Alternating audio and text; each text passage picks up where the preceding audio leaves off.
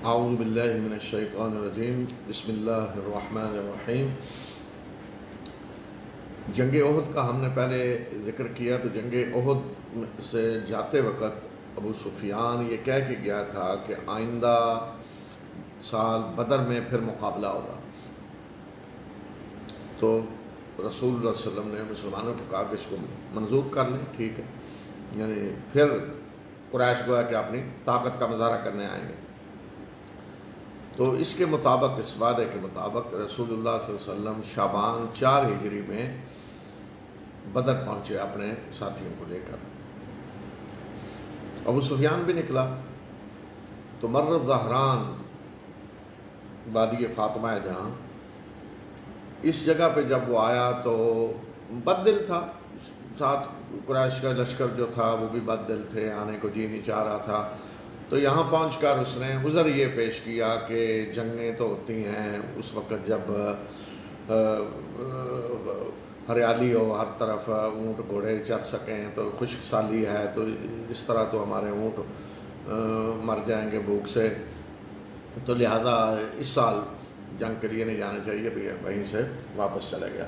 لیکن رسول اللہ صلی اللہ علیہ وسلم وہاں گئے، وہاں آپ ٹھہرے تو مسلمانوں کی قوت کا مظاہرہ ہوا، تو سب کو پتہ چل گیا کہ قریش مقابلے پہ نہیں آئے۔ تو گویا کہ جو ضرب مسلمانوں کو لگی تھی احد میں کہ مسلمانوں کو شکست ہوئی، تو کسی حد تک اب مسلمانوں کا پلڑا تھوڑا بھاری نظر آیا کہ مسلمان مقابلے کے لیے میدان میں آگے ہیں اور قریش نہیں آئے، تو اس کا ایک اچھا اثر پڑا۔ لیکن اس کے بعد جو مسلمانوں کے اصل دشمن تھے اور سازشی عناصر جن کو قرآن نے کہا کہ یہ سامنے آ کر نہیں لڑیں گے، یہ قلعوں کے اندر اور دیواروں کے پیچھے سے لڑیں گے، یہودی، انہوں نے سازشیں شروع کر دی، خاص طور پہ بنو نذیر کا قبیلہ کہ جس کو نکالا گیا تھا مدینہ سے۔ تو یہودی اس کوشش میں تھے کہ مسلمانوں کے سارے دشمنوں کو متحد کر کے مسلمانوں کے خلاف لایا جائے، ایک ہی حلے میں خاتمہ کر دیا جائے۔ تو اب مثلا مسلمانوں کے دشمن کون تھے اس وقت، علاقائی قوتیں کون کون سی تھیں؟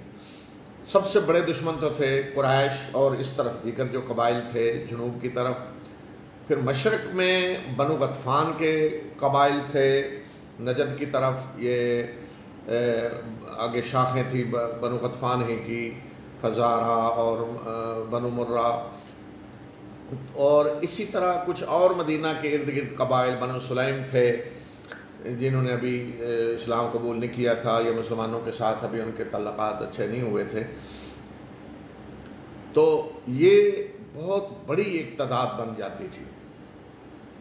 تو یہودی جب مدینہ سے نکلے، بنو نذیر کے سردار، اور ان میں خاص طور پہ حیی بن اخطب جو بنو نذیر کا سب سے بڑا سردار تھا، تو اس نے پلاننگ یہ کی کہ قریش اور دیگر عرب قبائل کو مسلمانوں کے خلاف متحد کر کے لایا جائے، اکٹھے ہو کر مسلمانوں پہ حملہ کیا جائے۔ تو اس مقصد کے لیے اس نے بنو نذیر کا ایک وفد تشکیل دیا، اور یہ وفد ایک ایک قبیلے میں گیا، انہیں مسلمانوں کے خلاف ابھارا۔ تو سب سے پہلے قریش کے پاس گئے، انہیں مسلمانوں کے خلاف ابھارا اور کہا جی ہم تمہارے ساتھ ہیں، لاجسٹک سپورٹ پوری ہماری ہوگی، مالی مدد ہم پوری طرح کریں گے، اور اسی طرح انہیں جوش دلایا کہ یہ اصل خطرہ ہے پورے علاقے کے لیے، اور یہ اگر مسلمانوں کو ہم نے چھوڑ دیا تو یہ پورا علاقہ تباہ و برباد ہو جائے گا۔ اس طریقے سے انہیں خوب ابھارا مسلمانوں کے خلاف۔ تو قریش نے انہیں یقین دلایا کہ ٹھیک ہے ہم اس کے لیے تیار ہیں، اور ایک وقت مقرر کر دیا گیا کہ فلاں ٹائم پہ قریش نے نکلنا ہے، اور دیگر قبائل جو کنانہ کے قبائل اور اس علاقے میں تہامہ کے علاقے میں جو قبائل تھے ان کو بھی آمادہ کیا۔ پھر اس کے بعد یہ وفد بنو غطفان کے پاس گیا، بنو غطفان کو بھی اسی طرح مسلمانوں کے خلاف ابھارا، اور مسلمانوں کو ایک بہت بڑا خطرہ بنا کر پیش کیا پورے علاقے کے لیے۔ تو یہ جو بدو قبائل تھے مختلف جگہوں پہ، بنو غطفان اس کی شاخیں، بنو غطفان بہت بڑا قبیلہ تھا، تو یہ سارے انتظار کر رہے تھے کہ مسلمانوں کا کیا بنتا ہے۔ وہ مسلمانوں کا اپنے لیے خطرہ سمجھتے تھے، اور ایک دشمنی تو مسلمانوں کے خلاف ان کی یہ تھی نا، عقیدے کی دشمنی، کہ ظاہر ہے یہ سب قبائل مشرک قبائل تھے، ہر ایک قبیلے کا اپنا اپنا بت تھا، اور پھر بڑے بت تھے پورے جزیرۃ العرب میں جو مشترکہ بت تھے سارے قبائل کے، ان کے باقاعدہ عرس ہوتے تھے، ہر بت کا ایک مقرر وقت تھا، عرس ہوتا، اس میں میلہ لگتا، لوگ آتے، تجارت ہوتی اور کھیل تماشے ہوتے۔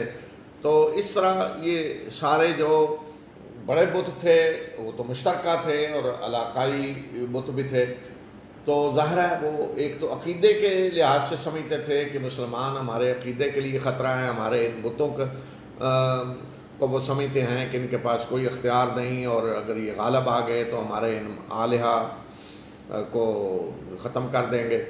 اور دوسرا خطرہ انہیں سیاسی تھا کہ مسلمان اگر غالب آ گئے اور ان کی قوت یہاں بڑھ گئی تو ہمیں سیاسی طور پہ خطرہ ہے، اور ہماری آزادی ختم ہو جائے گی، اور ہم جو لوٹ مار کرتے ہیں، لڑائیاں کرتے ہیں، تو ایک مستحکم حکومت اگر قائم ہوگی اس علاقے میں تو یہ سارا کچھ ہمیں چھوڑنا پڑے گا۔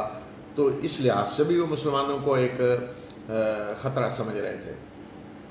تو اس طرح یہ سب چاہتے تھے کہ مسلمانوں کا خاتمہ ہو، لیکن ہر کوئی الگ الگ بیٹھا ہوا تھا، تو یہ ممکن نہیں تھا کہ قریش اور بنو غطفان آپس میں کہیں ملتے اور متحد ہونے کی کوشش کرتے۔ پہلے بھی نہیں ہوا، جنگ بدر ہوئی قریش اکیلے آئے، عہد ہوئی اکیلے آئے، یا بعد میں بھی قریش جو کچھ کر رہے تھے اکیلے کر رہے تھے، بنو غطفان اور دیگر قبائل اکیلے کر رہے تھے۔ لیکن جن شیاطین نے انہیں متحد کرنے کے لیے پوری کوشش کی، جدوجہد کی، ایک متحدہ محاذ بنانے کی کوشش کی مسلمانوں کے خلاف، وہ یہودی تھے، خاص طور پہ بنو نذیر۔ بنو قریظہ تو مدینہ کے اندر ہی تھے، اور بے شک وہ بھی اس چیز کو پسند کرتے جب انہیں پتہ چلتا کہ یہ سرگرمیاں ساری جاری ہیں، تو وہ تو اس میں شریک نہیں ہوئے، تو بنو نذیر کے سردار تھے۔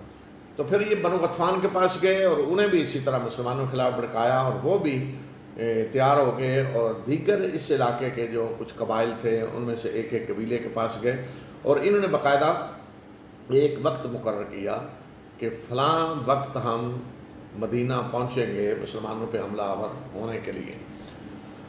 تو یہ تعداد تقریباً سارے قبائل کی 10,000 کے قریب بنتی تھی۔ جب یہ پہنچے تو تعداد 10,000 کے قریب تھی۔ تو مسلمانوں کی ساری آبادی مدینہ کی 10,000 نہیں تھی، اگر عورتوں، بچوں، بوڑھوں سب کو ملا لیا جائے تو ساری آبادی بھی 10,000 نہیں تھی۔ تو انہوں نے آپس میں باقاعدہ یہ ٹائم طے کیا کہ فلاں فلاں وقت نکلنا ہے اور مدینہ پہنچنا ہے۔ تو رسول اللہ صلی اللہ علیہ وسلم کا سب سے زیادہ جو مستحکم نظام تھا، جو مدینہ پہنچتے ہی آپ نے قائم کیا، اور جس کے لیے آپ کا انٹیلیجنس کا شعبہ ہر وقت متحرک رہتا تھا، اور دشمن کی ایک ایک حرکت کی خبر آپ کو پہنچائی جاتی تھی کہ کون کس سے آ کے مل رہا ہے، کون کس جگہ کا دورہ کر رہا ہے، کس نے کس سے آ کے ملاقات کی ہے۔ مکہ کی خبریں آپ کو اسی طرح پہنچ رہی تھیں، دیگر قبائل کے اندر بھی اسی طریقے سے آپ نے جاسوس رکھے ہوئے تھے جو خبریں دیتے تھے، اس طرح کی ساری، اور پورا ایک یہ انٹیلیجنس نیٹ ورک ایسا رسول اللہ صلی اللہ علیہ وسلم نے بنایا ہوا تھا کہ تمام سرگرمیاں جو پورے علاقے میں ہو رہی ہوتی تھیں ان کی بر وقت خبر آپ کو ملتی رہتی تھی۔ تو آپ کو اطلاع مل گئی کہ اس قسم کے منصوبے بن رہے ہیں، مسلمانوں پہ مشترکہ حملہ آور ہونے کی پروگرام بن رہے ہیں، اور یہودی یہ سازشیں کر رہے ہیں۔ تو اس کے لیے رسول اللہ صلی اللہ علیہ وسلم ہر وقت مستعد تھے، اور ہر وقت آپ کی نظریں اس پہ تھیں کہ اب کب یہ حرکت کرتے ہیں، کب مدینہ کی طرف آتے ہیں۔ تو جب یہ لشکر مدینہ کی طرف آنے کا انہوں نے پروگرام بنایا، آپ کو پتہ چلا کہ اب یہ مدینہ کی طرف نکلنے والے ہیں، تو رسول اللہ صلی اللہ علیہ وسلم نے فوراً اس کے لیے مسلمانوں کی قیادت کو اکٹھا کیا مشورے کے لیے کہ ان کا کیسے مقابلہ کیا جائے. تو پہلے تو اکیلے قریش تھے، اب متحدہ فوجیں آ رہی ہیں، کیسے مقابلہ کیا جائے. جیسے احد میں مشورہ ہوا کہ مدینہ کے اندر رہ کر مقابلہ کریں یا باہر جا کر مقابلہ کریں، تو یہاں کئی تجاویز آئیں، تو جن میں ایک تجویز حضرت سلمان فارسی رضی اللہ تعالیٰ عنہ نے دی، جو ایران کے رہنے والے تھے، فارس کے. تو انہوں نے کہا کہ اس طرح کی حالت میں ایران میں ہم پہ باہر سے اگر کوئی حملہ آور ہوتا تو ہم خندق کھود لیتے تھے اپنے ارد گرد تاکہ دشمن آگے نہ بڑھ سکے. ایک تو ہوتی تھی شہروں میں فصیلیں، کہ دیواریں بڑی بڑی شہروں کے اندر بنائی جاتی تھی فصیل، کہ دشمن اندر نہ آ سکے. لیکن یہ جو چیز تھی یہ ایک نئی تھی عربوں کے لیے. عربوں میں اس چیز کا کوئی تصور نہیں تھا خندق کھودنے کا، کہ اس طریقے سے دشمن کو روکا جا سکتا ہے، ایک یہ جنگی ہتھیار ہے. تو رسول اللہ صلی اللہ علیہ وسلم نے اس چیز کو پسند کیا، سارے مسلمان متفق ہو گئے اس پہ کہ خندق کھودی جائے گی. اب مدینہ منورہ کی جغرافیائی صورتحال ایسی ہے کہ جنوب کی طرف ایسے پہاڑ ہیں جن میں نوکدار پتھر ہیں، مکہ کی طرف ادھر جو پہاڑ ہیں ان میں نوکدار پتھر ہیں، ادھر سے کوئی فوج حملہ آور نہیں ہو سکتی. پھر مشرق اور مغرب کی طرف سے بھی کوئی فوج حملہ آور نہیں ہو سکتی. گھنے باغ تھے ان علاقوں میں، ان باغوں کے اندر سے فوج کا اس طرح گزر کر آنا یہ ممکن نہیں تھا. تو صرف ایک سمت تھی مدینہ منورہ کی جس طرف سے فوج حملہ آور ہو سکتی تھی، اور وہ سمت تھی شمال کی جدھر احد ہے. پہلے بھی قریش اسی طرف سے آئے تھے. تو آپ نے پھر اس علاقے کو دیکھا جو خالی تھا، جہاں سے فوج پیش قدمی کر کے مدینہ کے اندر داخل ہو سکتی تھی، حملہ کر سکتی تھی. تو اس علاقے کی باقاعدہ پیمائش کر کے سارا نقشہ بنا کر فیصلہ ہوا کہ اس میں خندق کھود دی جائے. یعنی اتنا گہرا اور چوڑا گڑھا کھودا جائے کہ جس کو نہ تو کوئی گھڑ سوار پار کر سکے کہ چھلانگ لگا کے گھوڑا پار چلا جائے، اگر چھلانگ لگانے کی کوشش کرے تو گھوڑا اندر گرے، اور اتنا وہ گڑھا گہرا ہو کہ کوئی پیدل بھی اس کے اندر اتر کر اوپر نہ چڑھ سکے. ایک تو ہوتا ہے کہ تھوڑا سا گڑھا ہے لیکن کوئی نیچے اترتا ہے اور اتر کر دوسری طرح سے اوپر چڑھ جاتا ہے تو وہ تو کوئی فرق نہیں پڑتا. یعنی اتنی چوڑائی اس کی اتنی ہو کہ کوئی چھلانگ لگا کے گھڑ سوار بھی اس کو پار نہ کر سکے، اور گہرائی اتنی ہو کہ نیچے اتر کر آگے نہ چڑھ سکے. تو وہ پورا علاقہ جہاں سے اس طرح فوج اندر آ سکتی تھی اس میں فیصلہ ہوا کہ یہاں خندق کھود دی جائے.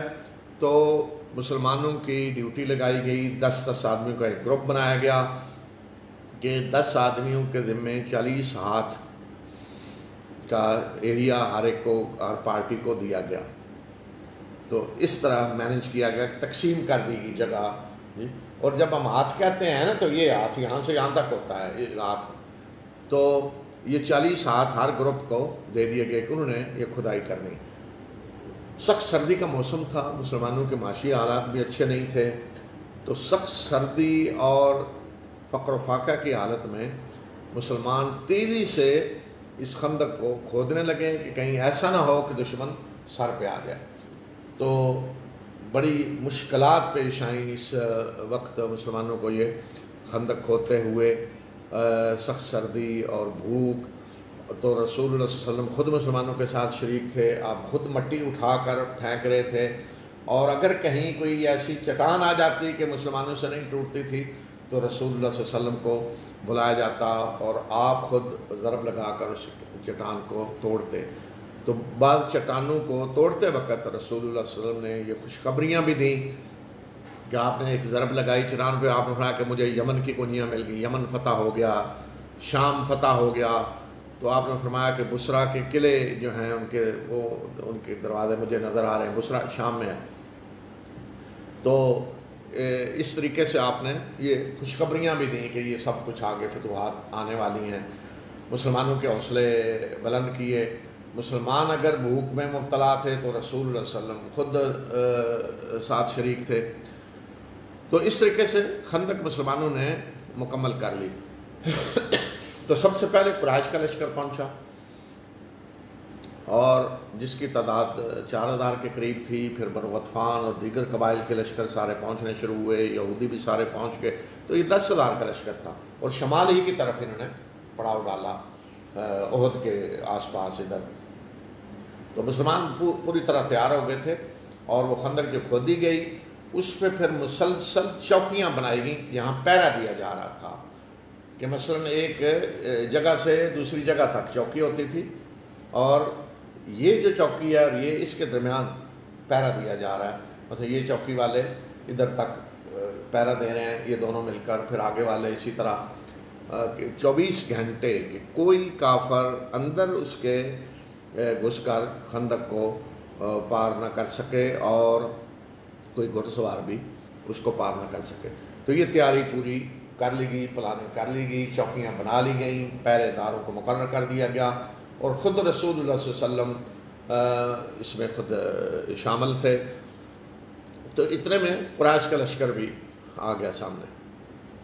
تو نقشہ یہاں سورہ احزاب میں اللہ تعالیٰ نے یہ کھینچا ہے نقشہ.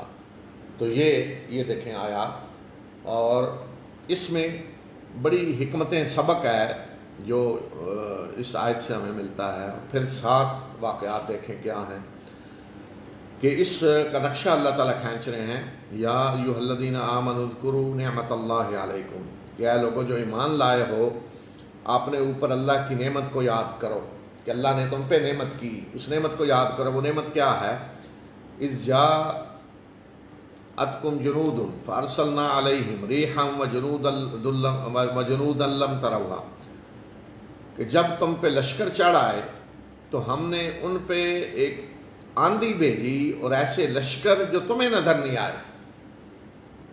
ہم نے تم پہ جب لشکر چڑھ آئے تو اللہ تعالیٰ فرمایا کہ ہم نے ان لشکروں پہ ایک آندھی بھیجی باد تند، اور ایسے لشکر بھیجے جو تمہیں نظر نہیں آئے. وَكَانَ اللَّهُ بِمَا تَعْمَلُونَ بَصِيرًا، اور جو کچھ تم کر رہے تھے اللہ اسے دیکھ رہا تھا. یعنی جو دفاعی انتظامات تم کر رہے تھے، جو پلاننگ، اللہ دیکھ رہا تھا. اذ جاءوکم من فوقکم ومن اسفل منکم، اس وقت کو یاد کرو کہ جب وہ تمہارے اوپر سے بھی آ گئے اور تمہارے نیچے سے بھی. وَإِذ زَاغَتِ الْأَبْصَارُ وَبَلَغَتِ الْقُلُوبُ الْحَنَاجِرَ وَتَظُنُّونَ بِاللَّهِ الظُّنُونَ، کہ جب آنکھیں پتھرا گئیں اور کلیجے منہ کو آنے لگے، حلق کو، اور تم اللہ کے بارے میں گمان کرنے لگے. هُنَالِكَ ابْتُلِيَ الْمُؤْمِنُونَ وَزُلْزِلُوا زِلْزَالًا شَدِيدًا، یہاں پہ مومنوں کی آزمائش کی گئی اور انہیں سخت طریقے سے ہلا کے رکھ دیا گیا. تو آگے ساری آیات ہیں، اسی پہ تبصرہ ہے، لیکن میں شروع جہاں سے کرنا چاہتا ہوں کہ یہاں دیکھیں اللہ تعالیٰ فرما رہے ہیں کہ اے مومنو، اپنے اوپر اللہ کی نعمت کو یاد کرو کہ جب تم پہ لشکر آئے تو ہم نے باد تند بھیجی، اور ایسے لشکر جو تمہیں نظر نہیں آئے، تو گویا کہ اس آندھی نے، ان لشکروں نے ان کا کام تمام کر دیا. گویا کہ اللہ تعالیٰ نے تمہاری مدد کی اور لشکر آئے اور اللہ نے انہیں شکست دے دی. آندھی بھیجی اور لشکر، معاملہ ختم. جی یہ ظاہر ہوتا ہے. لیکن یہ کہ مسلمانوں کو گویا کہ کچھ نہیں کرنا پڑا. جی لشکر آئے اور اللہ نے آندھی بھیج کے وہی انہیں مار دیا آندھی سے. اور کوئی لشکر ایسے جو مسلمانوں کو نظر نہیں آئے، ان لشکروں نے اور آندھی نے دشمنوں کو مار دیا، ختم کر دیا. تو کیا ایسے ہوا؟ نہیں، ایسا تو نہیں ہوا. آندھی آئی لیکن وہ آخری دن آئی، آخری دن جب 1 مہینہ یا اس سے زائد عرصہ مسلمان اس محاصرے میں رہے اور سخت ترین آزمائشوں سے گزرے. وَزُلْزِلُوا زِلْزَالًا شَدِيدًا، انہیں ہلا کے رکھ دیا گیا. یہ حالت ہوئی. تو ظاہر جو ہوتا ہے وہ تو یہ کہ بس لشکر آئے، اللہ کا دشمن آئے اور اللہ نے لشکر بھیج کے ختم کر دیا. یہ نہیں ہوا، نہ یہ اللہ کی سنت ہے، ایسا نہیں ہوا، نہ ہوتا ہے ایسے، ایسا نہیں ہوا. بلکہ میں نے جو کہا کہ رسول اللہ صلی اللہ علیہ وسلم کے پاس ساری معلومات پہنچی، انٹیلیجنس کا آپ کا سسٹم، آپ کے پاس پہلے سے معلومات کہ دشمن کیا کر رہا ہے، تیاری آپ نے کی. دشمن کی جب خبر ملی ان کی حرکت کی، متحرک مدینہ کی طرف موومنٹ کی، تو آپ نے فوراً تیاری کی، اور جو بہترین طریقہ ہو سکتا تھا دشمن کو روکنے کا، جس سے عرب واقف ہی نہیں تھے، ایک جدید ترین طریقہ وہ آپ نے اختیار کیا، اور اس کے لیے کتنی سخت مشقت کی، سخت سردیوں میں مسلمان کن حالات سے گزرے، اور اتنے گہرا گڑھا کھودنا، کم از کم کچھ 6-7 فٹ نیچے ہو تو تب یہ ہوتا ہے کہ کوئی اتر کے اوپر نہ چڑھ سکے. اتنا چوڑا اور گہرا گڑھا کھودنا مسائل بھی نہیں ہے، کوئی ہتھیار بھی اس طرح کے نہیں ہے. تو اتنی سخت محنت مسلمانوں نے کی دشمن کے پہنچنے سے پہلے، اور پھر دشمن جب پہنچا ہے تو پورا مہینہ محاصرہ رہا ہے. جنگ کم ہوئی، پورا مہینہ محاصرہ رہا ہے، جس میں حال یہ تھا کہ مسلمان ایک لمحے کے لیے بھی ادھر نہیں ہو سکتے تھے. اور یہ اس لحاظ سے یہ جنگ ایسی ہے کہ یہ وہ جنگ ہے، جنگ خندق، کہ جس میں رسول اللہ صلی اللہ علیہ وسلم کی اکٹھی کئی نمازیں قضا ہوئیں. ایک دفعہ تو عصر کی نماز آپ کی قضا ہوئی، آپ نے مغرب کے بعد جا کر پڑھی، عصر آپ نہیں پڑھ سکے. مسلسل اس طرح نگرانی دشمن کی کرنے کی ضرورت تھی. اور ایک دفعہ آپ کی 3-4 نمازیں اکٹھی قضا ہو گئیں، ظہر عصر مغرب عشاء، اس طرح مسلسل اس طرح کی کیفیت ہے کہ نماز پڑھنے کا بھی ٹائم نہیں ہے. اس طرح کی کیفیت رہی، ہر وقت دشمن سر پہ کھڑا ہے، کسی بھی وقت وہ کہیں سے بھی اندر آ سکتے ہیں. یہ صورتحال کہ جس میں اس طرح کی کیفیت کہ جس کا نقشہ قرآن کھینچ رہا ہے کہ وَبَلَغَتِ الْقُلُوبُ الْحَنَاجِرَ وَزَاغَتِ الْأَبْصَارُ وَبَلَغَتِ الْقُلُوبُ الْحَنَاجِرَ، کہ آنکھیں پتھرا گئی، دیکھتے ہی رہتے. جیسے ہوتا ہے نا آدمی دیکھتے رہے کہ ہو کیا گیا ہے، کیا ہو گیا، اتنے لشکر آ گئے، حیران ہو رہے ہیں، دیکھ رہے ہیں. اور دل کو ہے کہ خوف کی وجہ سے دل نکلے جا رہے ہیں، باہر آ رہے ہیں. وَتَظُنُّونَ بِاللَّهِ الظُّنُونَ، تم گمان کر رہے تھے جی اللہ کے بارے میں کہ کیا ہو گیا ہے. اللہ نے تو مدد کا وعدہ کیا ہوا تھا، اور آج کیا ہو گیا، ساری دنیا آ گئی ہمارے مقابلے میں. تو وہاں فرمایا کہ هُنَالِكَ ابْتُلِيَ الْمُؤْمِنُونَ، مومنوں کو آزمایا گیا. وَزُلْزِلُوا زِلْزَالًا شَدِيدًا، اور ہلا کے رکھ دیا گیا، سخت طریقے سے ہلا کے رکھ دیا گیا. یہ اللہ کی سنت. تو اللہ کی سنت یہ نہیں ہے جس طرح ظاہر ہو رہا ہے پہلی آیت سے کہ اللہ کی نعمت کو یاد کرو، بس لشکر آئے اور اللہ نے انہیں ہوا بھیج کے مار دیا. جیسے آج ہم مسلمان سمجھتے ہیں نا، ہمارا تصور ہے جو کہ بس یہ کچھ کرنے کی ضرورت نہیں، وہ ایسے ہوگا اور ایسے معجزات کے ذریعے ہو جاتا ہے، یہ ہو جاتا ہے. اور پھونک مار کے کسی نے یہ کر دیا، ادھر کر دیا. پھونک ماری تو آج کے دور میں گویا کہ ٹینکوں میں کیڑے پڑ جائیں گے، اور ایک پھونک ماری تو F-16 اور سارا ریڈار سسٹم سارے تباہ ہو جائیں گے. جی ہم یہ پھونکے ماریں گے بس. تو یہ اللہ کی سنت نہیں ہے، یہ نہ کبھی ہوا ہے نہ ہوگا کبھی. یہاں اللہ تعالیٰ فرما رہے ہیں کہ مدد اللہ نے کی، لشکر بھیجے جو تمہیں نظر نہیں آئے. لیکن سخت ترین آزمائش سے کون گزرے ہیں؟ مسلمان.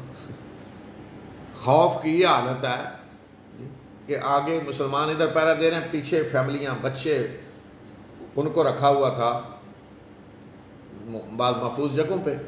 تو فوج تو ساری ادھر ہے، پیچھے کچھ بوڑھے لوگ صحابہ کو یا اور عورتوں اور بچوں کے ساتھ رکھا ہوا تھا. تو پیچھے بنو قریظہ بھی تھے، جو بہرحال معاہدہ تو تھا ان کا، لیکن اندر سے وہ بھی کارروائی کر سکتے تھے، جو بعد میں ہوا. تو یہ ہے اللہ کی سنت کہ اللہ کی مدد آتی ہے، لیکن کب؟ جب آپ جو کچھ کر سکتے ہیں کر گزریں، جس آپ اس آزمائش سے بہترین طریقے سے نکلیں، کامیاب ہو کر نکلیں، جو کر سکتے ہیں کر گزریں، بہترین پلاننگ، بہترین مینجمنٹ، سب کچھ، پھر اللہ کی مدد آتی ہے. تو یہاں اللہ کی مدد آئی، آگے میں بتاتا ہوں کیسے آئی. لیکن وہ آتی ہے جب آپ جو کر سکتے ہیں کریں. یہ اللہ کی سنت ہے. تو یہاں دیکھیں رسول اللہ صلی اللہ علیہ وسلم نے خندق کو دی. تو یہاں یہ بھی تو ہو سکتا تھا نا کہ جب دشمن آ رہے ہیں تو اللہ تعالیٰ فرشتے بھیج دیتا مدینہ کے ادھر اس سمت میں کہ کوئی دشمن آگے نہیں آ سکتا، اللہ تعالیٰ فرشتے کھڑے کر دیتا. اتنی مشقت میں کیوں ڈالا گیا کہ اللہ کے رسول صلی اللہ علیہ وسلم خود خندق کھود رہے ہیں؟ صحابہ کہتے ہیں جی آپ کا سینہ جسم پورا مٹی سے بھرا ہوتا تھا، جسم مبارک آپ کا مٹی پڑی ہے اوپر ساری، آپ خود مٹی ڈو رہے ہیں، سارے صحابہ کے ساتھ یہ آ رہا ہے. یہ ہے اللہ کی سنت. تو اب ہوا کیا، جب دشمن سامنے آ گئے، اور اس میں ایک بڑی عجیب بات یہ تھی کہ قریش یا بنو غطفان کے تصور میں بھی نہیں تھا کہ جب ہم جائیں گے تو محاصرہ کر کے بیٹھنا پڑے گا. وہ تو سمجھ رہے تھے اتنا بڑا لشکر، بس مدینہ میں گھسیں گے اور مسلمانوں کو ختم کر کے آ جائیں گے، جڑ کاٹ دیں گے مسلمانوں کی. تو زیادہ سے زیادہ کو 2-4 دن لگیں گے وہاں، بس احد میں کیا اسی دن آئے، دوسرے دن جنگ ہوئی اور وہ جنگ کر کے چلے گئے. تو یہاں بھی ان کا یہی تھا کہ مدینہ پہنچ کے زیادہ سے زیادہ 2-3 دن لگیں گے بس، بلکہ 1-2 دن کی بات ہے. تو اب جب وہاں پہنچے تو خندق پار کر نہیں سکتے، تو تل ملا رہے ہیں غصے میں، کیا کریں. اب وہاں بیٹھنا پڑا ہے، اس کی تیاری کر کے نہیں آئے تھے. یعنی ہزاروں لوگوں کے کھانے پینے، 10,000 آدمیوں کے ڈیلی کھانے پینے کا انتظام کرنا، پھر اونٹ ہیں، گھوڑے ہیں، ان کے لیے چارے کا انتظام. اب پوری یہ لاجسٹک سپورٹ، کھانے پینے کا انتظام کون کر رہا تھا؟ یہ یہودی کر رہے تھے سارا، یہ انہوں نے اپنے ذمہ لیا ہوا تھا. تو آپ اندازہ کریں کہ 1 مہینہ یا مہینے سے زیادہ معاشرہ رہا ہے، تو 10,000 آدمیوں کو 1 مہینے تک کھانا کھلانا وہاں بٹھا کر، یہ کوئی معمولی بات نہیں ہے. تصور کریں کتنا خرچ ہو رہا ہوگا، اور یہ سارا خرچ یہودی کر رہے تھے. اس لیے قریش تو کوئی اتنا انتظام کر کے نہیں آئے تھے کہ بہت زیادہ کھانا پینے کا سامان ساتھ لے آؤں، تو وہ تو مر جاتے وہاں. لیکن یہودیوں نے یہ سارا انتظام کیا. اس لیے کوئی یہ مسئلہ نہیں پیدا ہوا کہ یہ لشکر جو بیٹھے ہیں جن کے پاس کھانے پینے کا سامان نہیں ہے، ان کے جانوروں کے چارے کا کوئی سامان نہیں. یہ سارا انتظام یہودیوں نے کیا.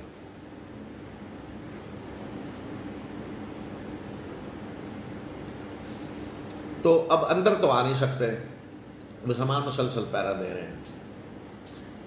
تو یہ جنگ اس طرح آمنے سامنے جنگ کم ہوئی، سخت اعصابی جنگ تھی، ہر وقت مسلمان تیار ہیں.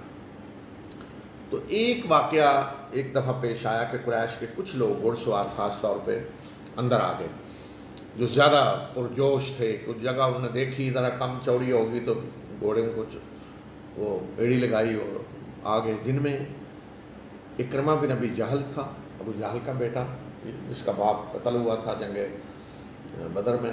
اور ایک اور قریش کا بڑا شہسوار تھا، بہت ہی طاقتور آدمی، عمر بن عبد ود، جسے کہا جاتا ہے کہ وہ کئی 100 جنگجو جو ہیں ان کے برابر تھا لڑائی میں، اتنا دلیر اور بہادر کہ اس کے سامنے نہیں آتا تھا کوئی.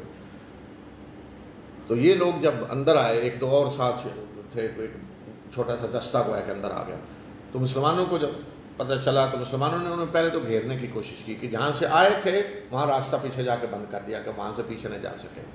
تو وہ اندر ہی چکر لگانے لگے.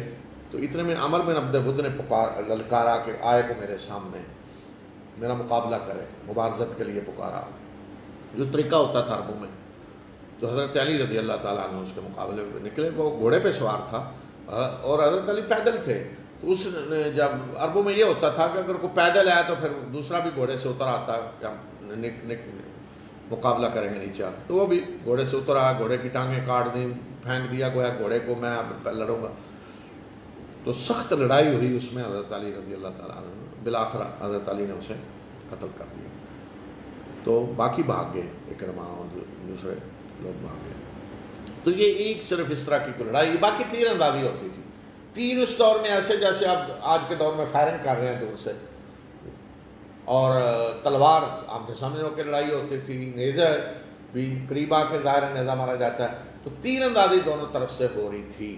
مسلمان بھی کوئی سامنے آتا تو دور سے تیر مارتے. تو اس طرح ان کے کئی آدمی مرے بھی تیروں سے، اور ان کی تیر اندازی بھی ہوتی تھی جس سے بعد مسلمان بھی زخمی ہوئے، کچھ شہید ہوئے. تو جو زخمی ہوئے صحابہ ان کی تیر اندازی سے، اس میں ایک عظیم صحابی اوس کے سردار حضرت سعد بن معاذ رضی اللہ تعالی عنہ تھے. ان کے یہاں یہ جو رگ ہوتی ہے بڑی ہاتھ کی، اس میں تیر لگا اور خون بہنے لگا. وہ سخت تو ان کا علاج شروع کر دیا گیا انہیں رسول اللہ صلی اللہ علیہ وسلم نے مدینہ بھجوا دیا مسجد میں. اور ایک عورت کو جو آج کے اسلام جیسے کہ نرس جو اس طرح کی جانتی تھی تیمارداری زخموں کی کیسے کرنی، مقرر کیا گیا ان کی تیمارداری پہ. تو حضرت سعد رضی اللہ تعالیٰ عنہ کو زخم بڑا سخت لگا تھا، تو انہوں نے اس وقت اللہ تعالیٰ سے ایک دعا کی کہ اللہ اگر قریش کے ساتھ کوئی اور لڑائی باقی ہے، جو سب سے زیادہ دشمن ہے تیرے رسول صلی اللہ علیہ وسلم کے، تو مجھے باقی رکھ، میں ان سے لڑ سکوں. اور اگر کوئی اور لڑائی باقی نہیں ہے تو یہی جو زخم ہے اس سے مجھے موت دے دے، میں شہید ہونا چاہتا ہوں، یعنی اسی سے موت آ جائے. لیکن بنو قریظہ کے بارے میں میری آنکھیں ٹھنڈی کرنا، میں ان کا انجام دیکھ کر دنیا سے جانا چاہتا ہوں. وہ کیوں، میں ابھی بتاتا ہوں. تو بہرحال اس زخم ان کا کچھ بہتر ہو گیا، علاج ان کا ہو رہا تھا وہیں. تو یہ تھی سامنے کی صورتحال، دشمن سامنے کی. اچھا، یہودیوں نے جب دیکھا بنو نذیر کے سرداروں نے کہ باہر سے آیا ہوا لشکر کچھ نہیں کر پا رہا، تو انہوں نے اندر سے بنو قریظہ کو بھی ملانے کی کوشش کی کہ پیچھے سے وہ حملہ کرے مسلمانوں پہ. تو حیی بن اخطب جو سردار تھا بنو نذیر کا، اور جو سارے شیاطین کو اکٹھا کر کے لایا تھا متعدد مال بنا کر، ساری فوجوں کو جو اس نے اکٹھا کیا، وہ گیا بنو نذیر کے سردار کعب بن اسد کے پاس. دروازہ رات کو پہنچا، دروازہ کھٹکھٹایا. پہلے تو اس نے دروازہ نہیں کھولا، اس نے کہا میں نہیں اس طرح کی کوئی حرکت کروں گا، مسلمانوں کے ساتھ ہمارے بڑے اچھے تعلقات ہیں، تو میں اپنے آپ کو خطرے میں نہیں ڈالنا چاہتا. لیکن حیی بن اخطب نے اس کو ایسے سبز باغ دکھائے کہ کہا میں ساری دنیا کو اکٹھا کر کے لے آیا ہوں اور مسلمانوں کی جڑ کاٹنے کے لیے لے آیا ہوں، اور یہ سنہری موقع ہے، اگر یہ ہاتھ سے نکل گیا تو پھر کبھی موقع نہیں ملے گا، تو اس لیے اس موقع سے فائدہ اٹھاؤ، تم بھی ہمارا ساتھ دو. بالآخر اس نے اس کو راضی کر لیا. تو یہ طے ہو گیا اب کہ بنو قریظہ پیچھے سے حملہ کر دیں گے اور ادھر سے قریش اور باقی لوگ لشکر یکبارگی سخت قسم کا حملہ کریں گے. تو اس طریقے سے مسلمانوں کا خاتمہ کر دیا جائے گا.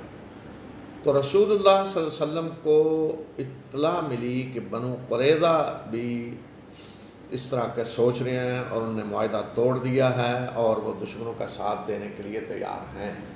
تو آپ کو سخت تشویش ہوئی. تو آپ نے انصار کے سرداروں کو بھیجا. حضرت سعد بن معاذ ابھی زخمی نہیں ہوئے تھے، حضرت سعد بن معاذ، حضرت سعد بن عبادہ، حضرت عبداللہ بن رواحہ، ان کو جو سردار تھے انصار کے جن کے تعلقات تھے بنو قریظہ سے، ان کو بھیجا کہ جا کر حالات کی تحقیق کر کے آئیں. اور ساتھ ہی آپ نے فرمایا کہ اگر خبر سچی ہو تو اشارے کنائے میں بتانا تاکہ لوگوں کے حوصلے پست نہ ہوں، اور اگر خبر جھوٹی ہو تو اعلانیہ بتانا تاکہ لوگوں میں جو تشویش ہے وہ ختم ہو جائے. تو یہ لوگ گئے، جا کر بنو قریظہ کے علاقے میں گئے ہیں، تو آگے سے انہوں نے مسلمانوں کو گالیاں دینی شروع کر دیں اور انہوں نے کہا کہ اللہ کے رسول صلی اللہ علیہ وسلم سے تم نے معاہدہ کیا ہوا ہے، اور اب تو انہوں نے کہا جی کون سا معاہدہ، کون سے اللہ کے رسول، ہم تو نہیں جانتے، کوئی معاہدہ ہمارا تو نہیں ہے. اور الٹا رسول اللہ صلی اللہ علیہ وسلم کی شان میں گستاخی، مسلمانوں کو برا بلا کہنے لگے. حالانکہ معاہدہ یہ تھا کہ وہ مدینہ کے شہری ہیں، ایک دستور بنایا گیا میثاق مدینہ کہ مدینہ کے شہری ہیں، ان کے سارے حقوق انہیں ملیں گے، اور اگر کوئی باہر سے حملہ آور ہو تو مل کر مدینہ کا دفاع کریں گے. لیکن آج وہ باہر دشمن سے مل گئے ہیں. تو یہ ہوتی ہے غداری، سنگین ترین غداری، کہ ملک کا کوئی شہری یا کوئی گروہ جنگ کی حالت میں دشمن سے مل جائے. ویسے تو عام حالات میں بھی دشمن سے ملنا، غداری ملک کے خلاف کرنا وہ بھی ہے، لیکن جنگ کی حالت میں دشمن سے مل جائے اور جنگ کی حالت میں دشمن کا ساتھ دے رہا ہو، تو سنگین غداری جس کی سزا موت ہے دنیا میں. آج بھی اس دور میں بھی ایک لمحے کے لیے بھی ایسے شخص کو نہیں چھوڑا جاتا کہ سزا موت ہے. تو جب اس طرح کا رویہ انہوں نے اختیار کیا تو آپ تصور کریں کہ یہ لوگ حضرت سعد بن معاذ، حضرت سعد بن عبادہ یا عبداللہ بن رواحہ رضی اللہ عنہ، ان کی کیا کیفیت ہوئی ہوگی، کتنا غصہ آیا ہوگا کہ یہ لوگ کیا بن کیا گئے ہیں، یہ معاہدے بھول گئے، سارا کچھ یہ کر کیا رہے ہیں. تو کتنا سخت غصہ انہیں آیا ہوگا، اور کس طرح کی جیسے ہوتا نا پھر انتقام کا کہ ان کا انجام ہم دیکھنا چاہتے ہیں کیا ہو۔ تو اسی لیے حضرت سعد بن معاذ رضی اللہ تعالیٰ عنہ نے جب زخمی ہوئے تو پھر دعا کی کہ اللہ میں اسی زخم سے شہید ہونا چاہتا ہوں، اگر کوئی قریش کے ساتھ لڑائی نہیں ہے، لیکن بنو قریظہ کے بارے میں میری آنکھیں ٹھنڈی کرنا، میں ان کا انجام دیکھنا چاہتا ہوں۔ اس لیے کہ جو حرکت انہوں نے کی اور جو رویہ اختیار کیا جب یہ لوگ گئے ان کے ساتھ، تو اس سے انہیں سخت غصہ تھا اور وہ چاہتے تھے کہ ان کا جو انجام ہو وہ اپنی آنکھوں سے دیکھیں۔ تو یہ لوگ آئے، آ کر رسول اللہ صلی اللہ علیہ وسلم کو اشارے کنائے میں خبر دے دی۔ اب اشارہ کنائے کیا کیا؟ پیچھے میں نے بتایا نا کہ ایک قبیلے کے لوگ صحابہ کو لے گئے تھے دھوکے سے اور جا کر شہید کرا دے، وہ تھے عدل اور قارہ، دو قبیلے۔ تو انہوں نے آ کر عدل اور قارہ کہہ دیا، اشارہ کر دیا۔